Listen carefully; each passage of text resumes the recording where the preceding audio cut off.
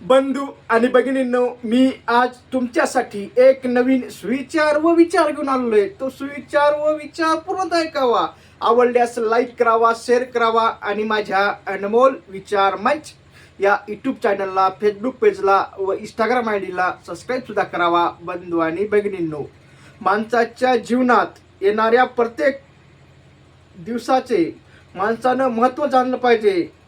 म्हणजेच त्यातून काही ना काही शिकता येते आणि त्या शिकण्यातून नवीन नवीन अनुभव घेऊन, माणसाचा अनुभव घेऊन प्रगतीसुद्धा करता येते. उदाहरणार्थ, एका गावामध्ये नुकतीच ती शाळा चालू झाली होती आणि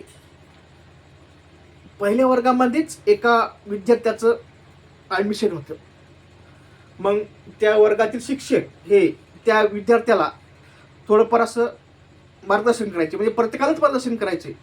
परंतु तो विद्यार्थी जसं शिक्षकांना सांगितलं तसंच करत होता. जर शिक्षकांना अभ्यासक्रम दिला, म्हणजे एखादा शिकवलं की त्या करतो, भरपूर लक्ष द्यायचा, लक्ष दिल्यानंतर त्या पद्धतीत तो करायचा. मग शिक्षक त्याचं अभिनंदन करायचे, प्रोत्साहन द्यायचे. मग असं एकदा झालं, दोनदा झालं, तीनदा झालं, असं प्रोत्साहन देत होते. मग त्याला त्याच्यात आवड निर्माण झाली. मग असा आवड निर्माण होता होता मग पहिली, दुसरी, तिसरी अशी त्याचा आत्मविश्वास वाढला आणि तो शिक्षकांना सांगलं त्या दिवशी तो अभ्यास करू लागला. मग पुढं मग 5वी, 6वी, 7वी, 8वीत असं त्याचं प्रोत्साहन येऊन त्याचा आत्मविश्वास वाढला आणि तो अभ्यास करू लागला. असं करता करता वर्गातच तो पहिला येऊ लागला नेहमीच. म्हणजे पहिली, दुसरी, तिसरी, चौथी असं 10वीपर्यंत होत गेलं. आणि एक दिवस असं झालं की तो 10वीला असं झालं, त्या सेंटरमध्येच पहिला आला. जे सेंटर होतं त्या सेंटरमध्येच तो पहिला आला आणि त्या सेंटरमध्ये त्याचं नाव त्याने केलं आणि त्याच्या कुटुंबाचं, समाजाचं सुद्धा नाव केलं.